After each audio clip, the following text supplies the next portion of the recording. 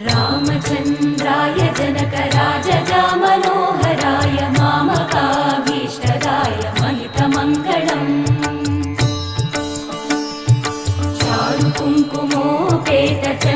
चारुकुङ्कुमोपेतचन्दनानुचर्चिताय हारकटकशोभिताय भूरिमङ्गलम्